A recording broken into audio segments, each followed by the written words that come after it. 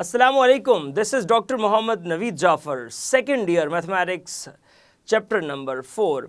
आज के इस लेक्चर के अंदर हम देखेंगे कि जब एक पॉइंट डिवाइड करता है किसी लाइन सेगमेंट को किसी पर्टिकुलर रेशो के साथ, फिर उसके कुछ टेक्निकल टर्म्स को डिस्कस करेंगे और साथ ही साथ एग्जांपल नंबर 3 के ऊपर होगी बात। सो चलते हैं व्हाइट बोर्ड की जानिब और देखते हैं इसका सोल्यूशन। जी, तो हम इस थ्योरम को डिस्कस करने जा रहे हैं। थ्योरम बस क्या है, ज़रा गौर कीजिएगा। कहता है कि late a of x1 y1 b of x2 y2 be the two given points। जैसे जैसे स्टेटमेंट है, अगर आप इसको साथ साथ वैसे वैसे अंडरस्टैंड करते जाएंगे तो आपके लिए बहुत बेहतर होगा डायग्राम की मदद से। मैं इसको इस स्टेटमेंट के मुताबिक x एक्सिस y एक्सिस को ड्रॉ कर लेता हूं। जरा गौर कीजिएगा, ये हमने इसका y एक्सिस बना लिया। अब हम इसका x एक्सिस भी बना लेते हैं ताकि स्टेटमेंट साथ साथ आपको समझ आती जाए। ज़रा मैं इसको नीचे रख लेता हूँ इस तरह से। ये हमने इसका y एक्सिस बना लिया। अब ज़रा देखें, मैं ये कह रहा हूँ कि हमारे पास यहाँ पे कोई दो पॉइंट्स हैं। मैं एक पॉइंट ये रख लेता हूँ a of x1 y1, जो आपका यहाँ पहला पॉइंट है। दूसरा पॉइंट हम यहां रख लेते हैं इस जगह पे। मैं इसको कह देता हूं b of x2 y2। अब जाहिर सी बात है, यहां कोई लाइन सेगमेंट वजूद में आएगा तो मैं उस लाइन सेगमेंट को बनाता चलूं और आपको ये चीज दिखाता चलूं यहां से कुछ इस तरह से कि वो लाइन सेगमेंट एक्चुअली क्या बन रहा है। यहां पे ये जरा गौर कीजिएगा, ये वो लाइन सेगमेंट हमने बना दिया।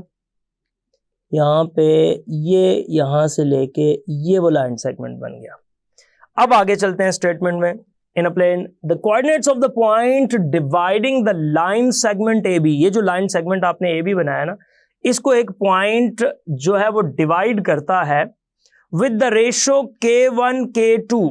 तो मैंने कहा कि इसके ऊपर ये एक पॉइंट रख दें p of x y, और ये जो पॉइंट है इसको k1 रेशो k2 से डिवाइड करता है। अब इस पॉइंट ने इसको k1 रेशो k2 से जब डिवाइड किया तो k1 रेशो k2 की मदद से इसको जब मैं प्रोसीड करता हूं तो जरा गौर कीजिएगा, मैं साथ साथ ये चीजें सारी ड्रॉ करता चलूं। जीरो पे पहले इसके बिल्कुल एक्स एक्सिस के पैरेलल एक लाइन लगा लें, ये, ताकि आप उसके मुताबिक जब डायग्राम बने तो उसका आपको फायदा हो जाए। ये लाइन लगा ली। अब आप y एक्सिस के अगेंस्ट जाएं और उस तरह से डायग्राम इनकी बनाते जाएं कि एक A से और एक P से आप परपेंडिकुलर ड्रॉप कर लें। ये A से आपने परपेंडिकुलर ड्रॉप कर लिया, यहां से ये वाला, और इसी तरह आपने एक इधर से परपेंडिकुलर ड्रॉप कर लिया, ये वाला, और एक पॉइंट जो P आपने लिया है वहां से भी तो ड्रॉप करना चाहिए आपको। एक आपने ये परपेंडिकुलर ड्रॉप कर लिया। अब आपने जरा गौर करना है इन बातों पे। पॉइंट्स को नाम दे दिए, P हो गया, ये हो गया। इसको मैं O ऑब्वियसली ओरिजिन पे चल रहा है, इसको मैं Q का नाम दे देता हूं। ये मेरे पास एक पॉइंट Q है। इसको मैं R का नाम दे देता हूं, इसको मैं M कह देता हूं, इसको हम L कह देते हैं अकॉर्डिंग टू योर बुक, जैसा प्लान है। इसको हम C कह देते हैं। तो ये तमाम पॉइंट्स यहाँ पे कुछ आपके सामने मौजूद है। बातें बड़ी सिंपल हैं और बड़ी समझने वाली हैं, कोई इसमें मुश्किल कहानी नहीं है। अब आप जरा इसके मुताबिक चलते जाइएगा। हमने ये साबित करना है कि ये जो पॉइंट आया है उसके ये कोऑर्डिनेट्स हैं, ये जो दो कोऑर्डिनेट्स यहाँ पे लिखे गए ये उसके कोऑर्डिनेट्स, ये बस इतना सा प्रूफ है। ले जी, हम सबसे पहले एक पॉइंट सपोज करते हैं, तो प्रूफ में आते हैं और एक पॉइंट सपोज कर लेते हैं। मैं ये कहता हूं कि late P of x y, मैंने एक पॉइंट लिया, be the point that divides, be the point, ये मैंने एक पॉइंट यहां पे ले लिया, that divides, जो कि डिवाइड करता है किस को डिवाइड कर रहा है? ए बी को। जो लाइन सेगमेंट ए बी है किस रेशो में ये इसको डिवाइड कर रहा है? इन द रेशो, वो इस रेशो से डिवाइड करता है K1 रेशो K2। नहीं जी, इस रेशो से आपके सामने डायग्राम में ये चीजें मौजूद है, इस रेशो से उसने उसको डिवाइड कर दिया। अब देखें, अब यहां से हम क्या करेंगे? From A B and P draw perpendicular. जैसे मैंने ये देखिए, from A B and P draw perpendicular. ये बात बिल्कुल सादा और आसान फहम बात है। हम ये कहने जा रहे हैं कि फ्रॉम अ पॉइंट ए से, पॉइंट पी से, पॉइंट बी से आपने क्या करना है? ड्रॉ करना है एक परपेंडिकुलर। हर पॉइंट से एक परपेंडिकुलर, और ऑब्वियसली हर पॉइंट से एक ही परपेंडिकुलर ड्रॉप होगा। आपने ड्रॉ कर दिया। अब ड्रॉ किया किसके ऊपर? To the x axis. हमने एक्स एक्सिस के ऊपर इन परपेंडिकुलर को ड्रॉप किया as shown in the fig. जैसा कि मैंने आपको डायग्राम में ये बात शो भी कर दी, दिखा भी दी। अच्छा जी, अब जरा आपने गौर करना है। अब वो सारी बातें जरा लेके चलते जाइएगा तो आपको नजर आएंगी ये कहानियां इस तरह से कुछ, कि एक आपने और परपेंडिकुलर ड्रॉ किया था बी सी और वो ए क्यू के ऊपर। सो आप ये भी बता दीजिए कि ऑल्सो ड्रॉ एक परपेंडिकुलर, जो ये देखिएगा ना, ये बी से लेके सी तक, बी सी ड्रॉ किया था और किसके ऊपर परपेंडिकुलर ड्रॉ किया था? ए क्यू के ऊपर। ये जो परपेंडिकुलर लाइन आ रही है। नहीं जी, अब आपके लिए ये कहानी को लिखना कोई मुश्किल बात नहीं होगी। मैं यहां पे ये बात बताता चलूं कि यहां पे हमारे पास जो आ रहा है ना, सिंस एल पी, ये देखिएगा एल से लेके ये ऊपर पी, ये वाला जो पोर्शन है, since L P is parallel to C A, is parallel to C A, चूंकि ये सी ए के पैरेलल आ रहा है, in the triangle ACB, in the triangle ACB, इस ट्रायंगल के अंदर, लिहाजा हम क्या कहेंगे कि इसकी मदद से हमारे पास क्या मौजूद है। सो आप मैथमेटिकल पोर्शन की तरफ आ गए हैं, जरा गौर कीजिएगा। सो वी हैव, अब हमने ये बात बतानी है, जरा अब गौर कीजिएगा इस बात पे। बहुत ही आसान फहम बात है, कोई मुश्किल बात नहीं है, कि आपका जो K1 विद K2 जो रेशो डिवीजन बन रही है वो ऐसा है जैसे A से लेके P तक, आप A से लेके P तक आए और फिर P से लेके B तक चले जाए, P से लेके B तक, ये आ गया। अब A से लेके P तक जो है, अगर उस ऊपर डायग्राम में देखें तो वो आपका CL बनता है और ये नीचे P से लेके B तक LB बनता है। उसके बाद ये इक्वल है Q से लेके M तक के, और डिवाइडेड बाय ये एक्चुअली है M से लेके R तक in the form of x axis. और ये ऊपर जो आपके पास बन रहा है ये x माइनस एक्चुअली बन रहा है x1, ये वाली वैल्यू। तो M से लेके जो R तक आपका बना एक्चुअली वो बन गया आपके पास x2 माइनस x। अब आप देखें यहां पे ये बात बड़ी वाज़ेह है कि K1 over K2 is equals to x minus x1 divided by x2 minus आपके पास आ जाएगा x, ये आ गया। अब देखें क्रॉस मल्टीप्लाई कर लें, K1 x2 माइनस x और इज इक्वल्स टू K2 और यह आ जाएगा x माइनस x1, ये आ गया। नहीं जी, अब आप आगे मूव कीजिएगा, ये आपके पास बन रहा है K1 x2 minus K1x is equals to K2x minus K2x1। अब आप x वाली वैल्यूज को एक साइड पे कर दें, K1 x2 प्लस K2x1, ये आ जाएगा K1x प्लस K2x। यहां से आ जाएगा K1x2 प्लस K2x1 और इधर से K1 प्लस K2 और कॉमन आ जाएगा x।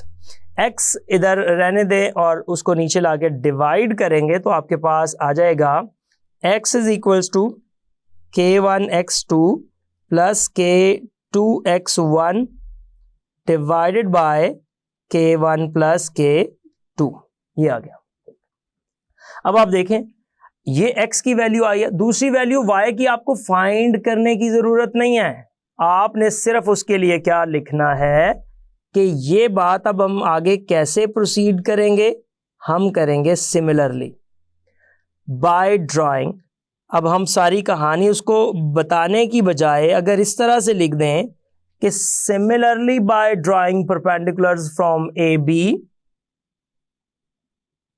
हमने परपेंडिकुलर्स ड्रॉ करने हैं फ्रॉम ए बी,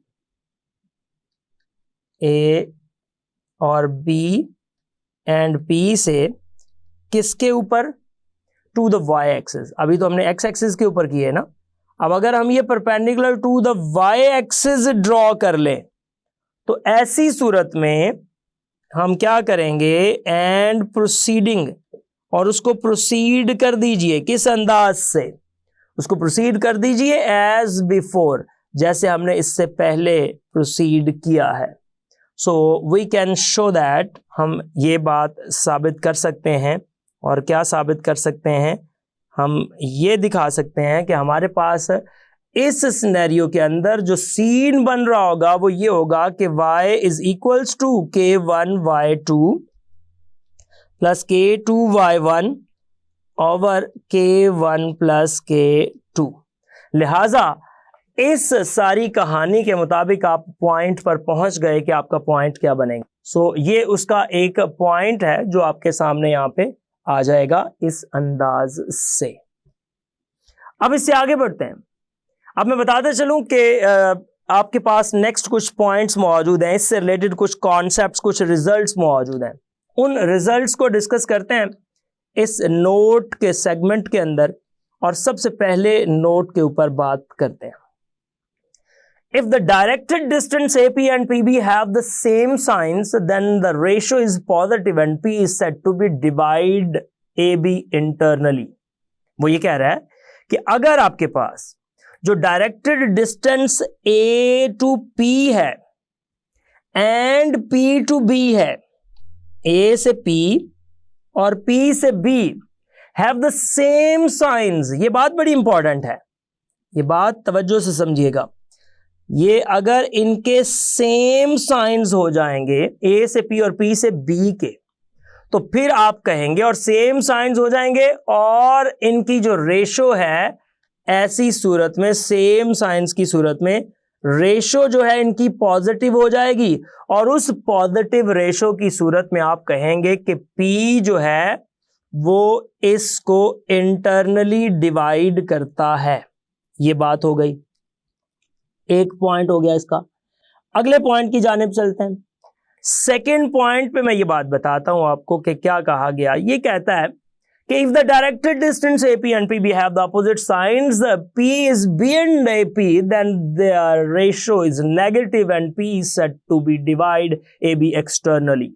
अगर ऐसी कोई रेशो बन जाती है, AP और PB की डायरेक्शंस बदल जाती हैं और जो A उसमें लाई करता है वो उसकी बिहाइंड हो, तो ऐसी सिचुएशन के अंदर आप ये कहते हैं कि वो उसको एक्सटर्नली टच करता है, उसके एक्सटर्नल टच के ऊपर मौजूद है।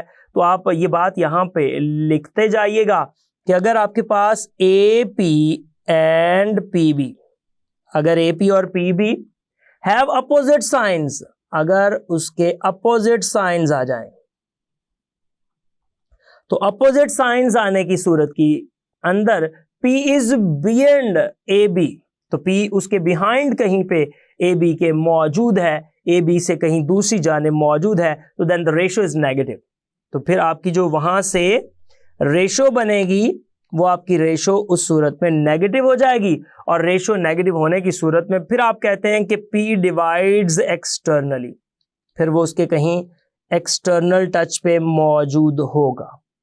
आप ये बात इस अंदाज से लिख भी सकते हैं और ये बात प्रूफ भी कर सकते हैं कि अब आप बात कर रहे हैं ए पी की over B P, that is, अब देखें मैंने ये रखा कि K1 रेशो K2 है, और ये अगर मैं कर दूं कि ये ए पी ओवर, इसको मैं चेंज करके P से B कर देता हूं।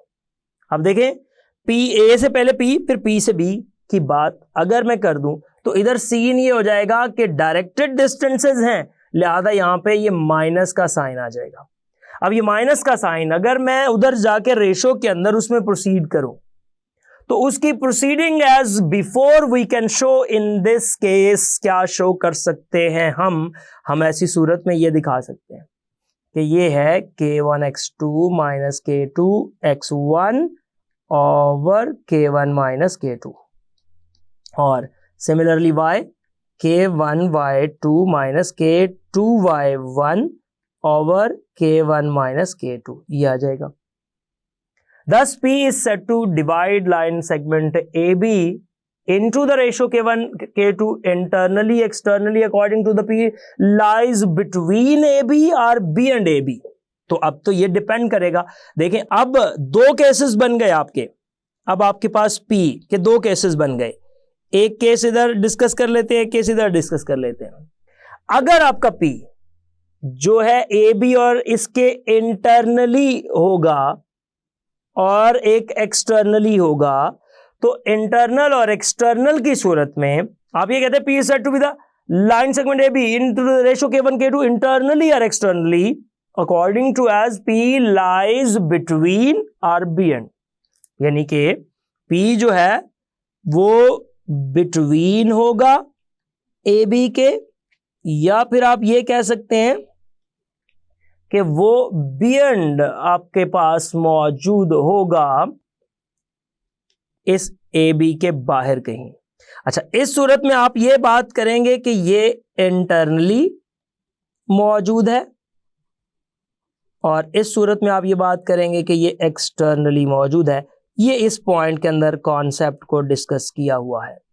आगे बढ़ते हैं, तीसरे पॉइंट की जानिब चलते हैं, और ये जो तीसरा पॉइंट है, ये तीसरे पॉइंट के अंदर क्या डिस्कस हो रहा है, जरा गौर कीजिएगा।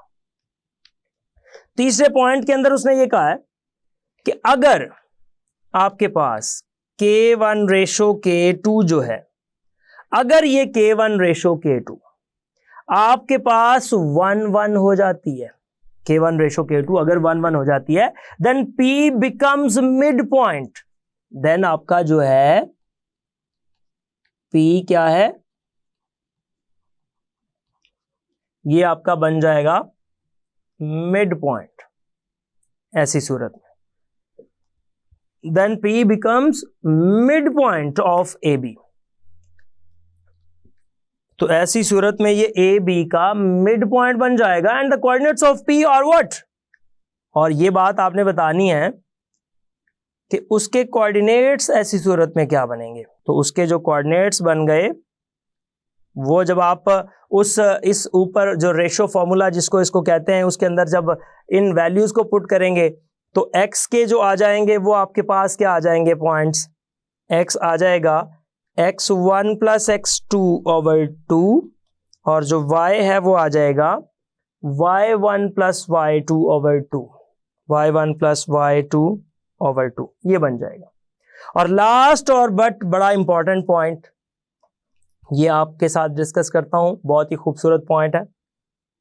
नंबर आपका है जी इसका 4, और ये पॉइंट में क्या कहता है जरा गौर कीजिएगा। कहता है the above theorem is valid in whichever quadrant A and B lies. ये बात मैं लिखता हूं और फिर समझाता हूं क्या मतलब है। द अबव थ्योरम,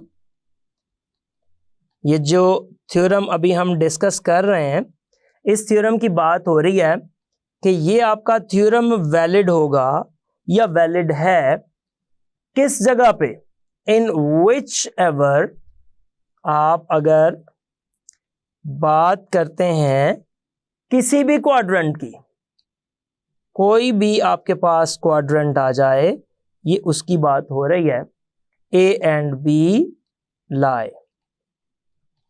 अब देखिएगा डिफरेंट केसेस बनाते जाएं तो मुख्तलिफ केसेस में आप ये कह सकते हैं दोनों पॉइंट्स फर्स्ट क्वाड्रेंट में ही लाई करते हैं। आप ये कह सकते हैं कि एक, पहले तो सिंपल, आप एक जो सिंपल केस है ना वो डिस्कस करते जाइए कि दोनों पॉइंट्स फर्स्ट क्वाड्रेंट में लाई करते हैं। एक केस हो गया। एक केस ये है कि आपके पास एक दोनों पॉइंट्स सेकंड क्वाड्रेंट में लाई करते हैं। एक केस ये है कि आप दोनों पॉइंट थर्ड क्वाड्रेंट में लाई करते हैं, 3 हो गए। चौथे क्वाड्रेंट में लाई करते हैं, 4 हो गए। ये 4 केसेस हैं। लेकिन ये भी तो केस हो सकता है कि आपके पॉइंट्स फर्स्ट एंड सेकंड में लाई करें, सेकंड एंड थर्ड में लाई करें, थर्ड एंड फोर्थ में लाई करें, फोर्थ एंड फर्स्ट में लाई करें। तो ये डिफरेंट केसेस बन सकते हैं। तो 8 डिफरेंट केसेस बनते हैं और इन 8 केसेस के मुताबिक किसी में भी ये पॉइंट्स लाई करें, किसी में भी लाई करने के बावजूद इसका जो रिजल्ट है वो आपके पास ये जो अभी हमने प्रूफ किया है एग्जैक्टली ये रिजल्ट ही बनेगा। सो ये आपका रिजल्ट है। अब हम चलते हैं इससे अगले मरहले की जानिब और बात करते हैं जरा अपने एग्जाम्पल नंबर 3 की, और इस एग्जाम्पल को अंडरस्टैंड करने की कोशिश करते हैं। एग्जाम्पल नंबर 3 जो है उसकी स्टेटमेंट क्या है, जरा गौर कीजिएगा। सवाल ये करता है find the coordinates of the point. मैं ये करता हूं जी, फाइंड द कोऑर्डिनेट्स। हम कोऑर्डिनेट्स फाइंड करना चाहते हैं किसके? हम कोऑर्डिनेट्स को फाइंड करना चाहते हैं जो आपके पास पॉइंट मौजूद है that divides the join of, जो कि डिवाइड करता है जॉइन ऑफ किस किस के जॉइन को। एक आपके पास है -6 and 3 और दूसरा पॉइंट आपके पास है 5 and -2 इन द रेशो। अच्छा जी, रेशो भी बता दी गई आपको। अब रेशो आपको बताई गई वो है 2:3। अब उसका सवाल देखिएगा, एक वो ये कहता है कि ये इसको इंटरनली टच करता है। अब जब आपके पास इंटरनली टच आए, अभी मैंने ऊपर समझाया, तो आपने उसके मुताबिक फॉर्मूला लगाना है। और दूसरा उसने ये कहा कि ये इसको एक्सटर्नली टच करता है। तो 2 केसेस हैं, एक इंटरनल टच का और एक एक्सटर्नल टच का। दोनों केसेस को हम यहां पर डिस्कस कर लेते हैं। पहले हम बात कर लेते हैं इसके पहले केस की, और पहले केस के ऊपर हम चलते हैं। अगर वो इंटरनली टच करता है, पहले केस में यही है ना कि वो उसको इंटरनली टच करता है। अब इंटरनली उसके अंदर मौजूद है वो पॉइंट, अगर ऐसा है तो जो रेशो आपने रखी है ना K1:K2, वो इक्वल हो जाएगी जब 2:3 के। तो इससे ये इंप्लाइज करेगा कि K1 आपके पास कितना आ रहा है, K1 आपके पास आ जाएगा 2, और जो K2 आपके पास आ रहा है वो आ जाएगा 3। और इसके साथ साथ जो पॉइंट आपको गिवन किया गया है x1 y1, वो पॉइंट आपका मौजूद है, जो x1 y1 है वो आपके पास एग्जैक्टली क्या आ रहा है, -6 and 3।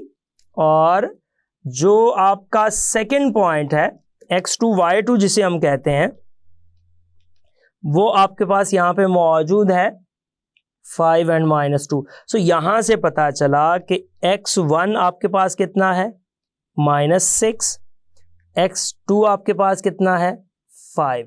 तो इसके साथ साथ फिर इसी तरह y की अलग वैल्यू आपको बताई गई। सो ये 2 वैल्यूज हैं। अब आप पहले x की वैल्यू फाइंड कर लें, फिर y की वैल्यू की जानिब चले जाएंगे। सो x की वैल्यू आप जब बताएंगे तो वो है K1x2 plus K2x1 over K1 plus K2। इसके अंदर वैल्यूज पुट करें। K1 की वैल्यू ये ऊपर आपने लिखी है 2, तो 2 इंटू x2, x2 है 5 प्लस K2। अब जब K2 की वैल्यू लिखेंगे तो वो है 3 और इसके साथ x1।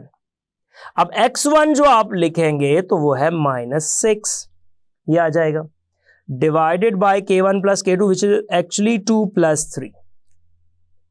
लें जी, ये आपके पास आ जाएगा, ये आ रहा है x is equals to 10 minus 18 divided by 5, तो ये आपके पास बन जाएगा -8/5। अब y की वैल्यू भी बताएं।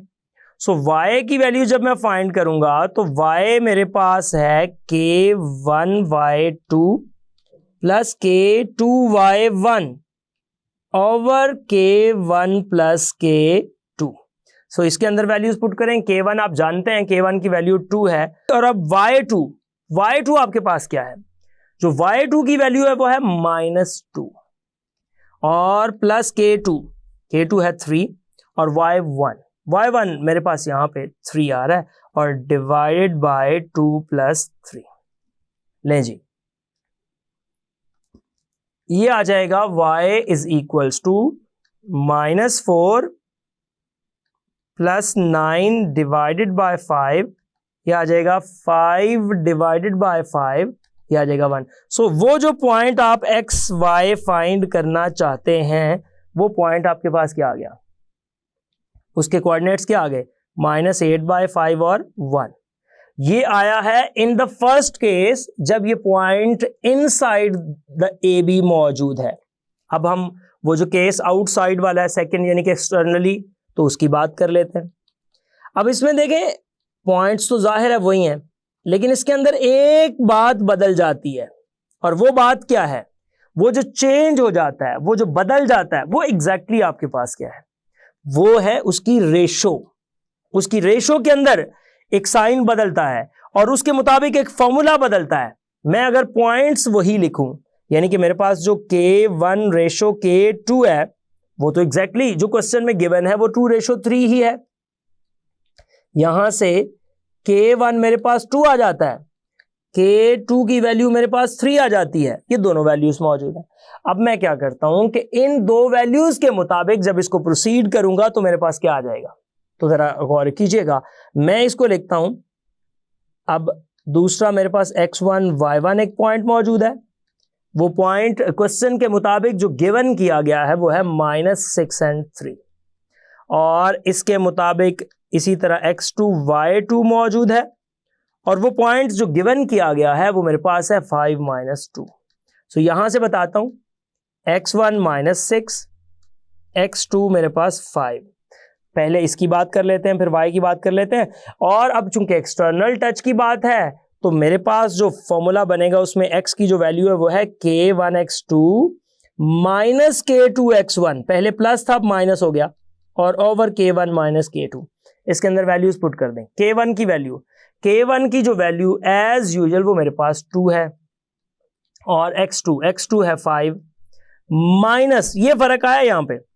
अब यहां पे k2 की वैल्यू लिखें, k2 की वैल्यू है 3 और यहां पे आप x1 की वैल्यू लिख दें जो -6 है, डिवाइडेड बाय 2 - 3। अब 2 - 3 आ गया ना, k1 माइनस k2।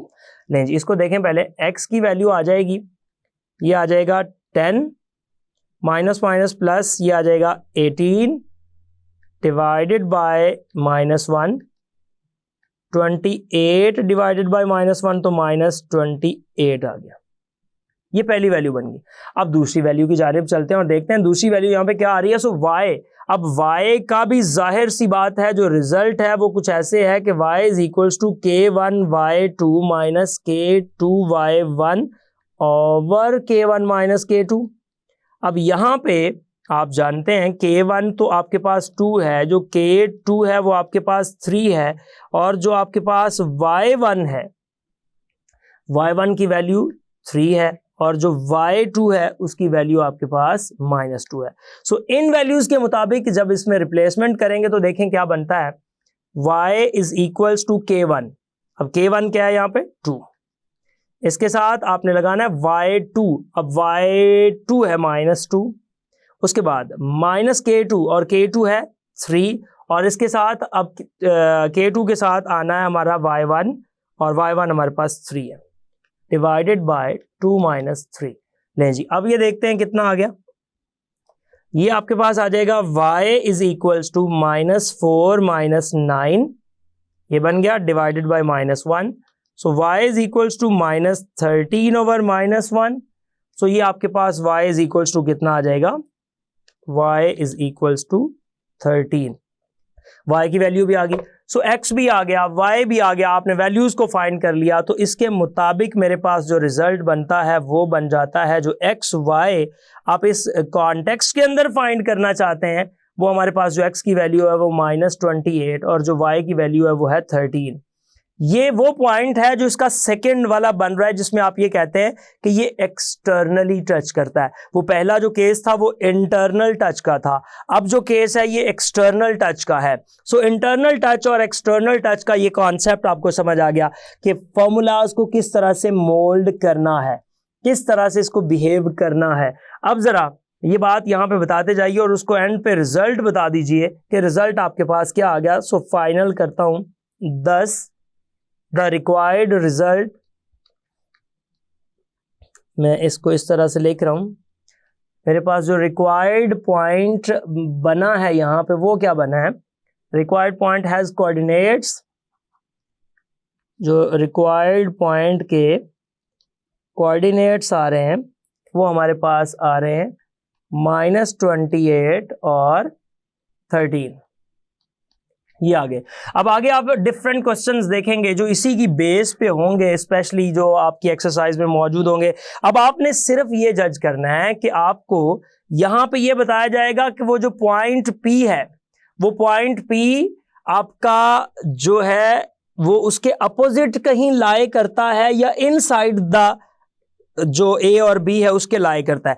तो इसकी बेस पे आपका फॉर्मूला बदलेगा और फॉर्मूले के अंदर जो चेंज आएगा वो ऑब्वियसली प्लस और माइनस का आएगा। तो उस प्लस और माइनस के चेंज के मुताबिक आप उसको ट्रीट करेंगे तो आप उसका फॉर्मूला चेंज करते जाएंगे। और लास्ट कॉन्सेप्ट जो इससे रिलेटेड बताता चलूं कि कभी अगर वो आपको ये कह दे कि रेशो K1 रेशो K2 के साथ जो उसका कॉम्बिनेशन है वो आ रहा है 1 और -1 का, तो मतलब आप क्या वहां पे सीन करेंगे। अब ऐसा लगता है जैसे जब रेशो K1 -K2 दे दी जाए या K1 ratio K2 is equals to 1 -1 दे दिया जाए, तो ऐसा लगता है जैसे ये पॉइंट अगर मिड में लाई करता है तो फिर तो ये अनडिफाइंड हो जाएगा, पॉसिबल नहीं है, क्योंकि K1 + K2 करने से आपका रिजल्ट नहीं बन रहा। वहां पे ऐसी सूरत हाल के अंदर आप K1 - K2 को प्रोसीड करेंगे और इसको देखेंगे। तो ये था जी लेक्चर जिसके अंदर हमने जो बात की वो point dividing the line segment in the given ratio के ऊपर हमने कंप्लीट डिस्कशन की और एक थ्योरम को हमने प्रूव किया। 4 उससे रिलेटेड बहुत ही की पॉइंट्स और खूबसूरत पॉइंट्स जो हैं वो हमने डिस्कस किए और एक एग्जाम्पल जो कि एग्जाम्पल नंबर 3 हमारी यहाँ पे मौजूद थी जी। तो देखा आपने किस तरह से हमने इस फॉर्मूले को ड्राइव किया और उसके डिफरेंट कॉन्सेप्ट्स को स्टडी किया। ये था आज का lecture. Hope so you understand the today's lecture. This is end of our lecture.